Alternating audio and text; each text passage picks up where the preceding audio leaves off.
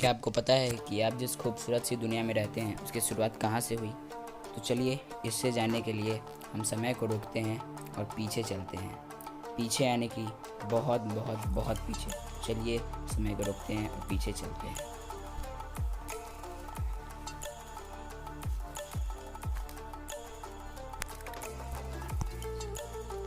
आज से करीब 13.8 अरब वर्ष पहले सब कुछ इस छोटे से गोले के अंदर मौजूद था और ये धीरे धीरे अपने अस्तित्व में आने लगा। एक सेकेंड के करोड़वें हिस्से के अंदर ये अपने अस्तित्व में पूरी तरह से फैल गया। और ये जो अब इसे ही कहते हैं द बिग बैंग। और जो अभी आप अपने स्क्रीन पे देख रहे हो वो है एनर्जी, प्योर एनर्जी यानी कि ऊर्जा। और धीरे धीरे स्पेस का जन्म हो गया और समय भी अपने अस्तित्व में आने लगा। करोड़ों साल तक यह शुद्ध एनर्जी जो थी, प्योर एनर्जी, ये ठंडी होने लगी और तभी मैटर का फॉर्मेशन हुआ। असल में शुरुआत में दो तरह की चीज़ बनी थी, एक थी मैटर और एक थी एंटी मैटर। और ये दोनों जब भी आपस में मिलते थे तो एक दूसरे को ख़त्म करने की कोशिश करते थे, पर फॉर्चुनेटली मैटर एंटी मैटर से थोड़ी ज़्यादा थी, इसलिए अंत में मैटर का एक गोला बच गया और उसका विस्फोट हो गया। और इसी वक्त एक फोर्स अपना काम कर रही थी, जिस फोर्स का नाम है द फोर्स ऑफ ग्रेविटी।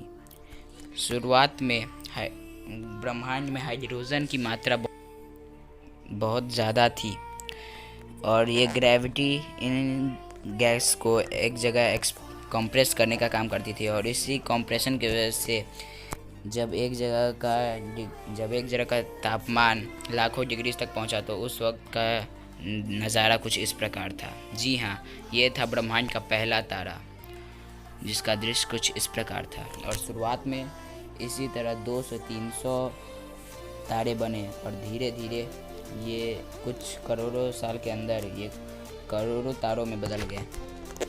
और जी हाँ, ये वही तारे हैं जिनको आप रात में देखते हैं, जिसका दृश्य कुछ इस प्रकार होता है। और धीरे धीरे ये तारे एक ग्रुप में रहने लगे, जिसका दृश्य कुछ इस प्रकार था। जी हाँ, ये है गैलेक्सीज़, जो कि ये कोई और गैलेक्सी नहीं, मिल्की वे गैलेक्सीज़ हैं। लेकिन अभी भी ब्रह्मांड में कुछ डस्ट बाकी रह गए थे और ये डस्ट आपस में मिलने चालू हो गए और जिससे फॉर्मेशन हुआ प्लैनेट्स का। और धीरे धीरे ये एस्टेरॉयड जैसे पत्थर दिखने वाले एक साथ ग्रेविटी के चलते सामने आने लगे और इसी तरह फॉर्मेशन हुआ रॉकी प्लैनेट्स का, जिसमें से एक अर्थ था जहां अभी हम और आप बैठे हुए हैं। और तभी न्यूक्लियर फ्यूज़न नाम की एक प्रक्रिया चालू हुई, जिसका दृश्य कुछ इस प्रकार का था। जी हाँ, ये है हमारा सन, जिसके वजह से आज पौधे फोटोसिंथेसिस की प्रोसेस कंप्लीट कर पाते हैं।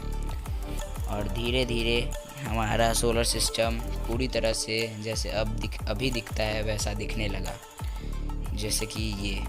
और उस वक्त तक ब्रह्मांड के यानी कि सोलर सिस्टम के बाहर कुछ इस प्रकार के गैस प्लैनेट्स बन गए थे, जो कि पहले थे जुपिटर, अब सैटर्न, ये यूरेनस और ये नेपच्यून। और तब कुछ रॉकी प्लैनेट्स जैसे कि मर्क्यूरी, वीनस, अर्थ जिस पे हम लोग रहते हैं अभी, और ये मार्स। तो गाइस यहीं तक था।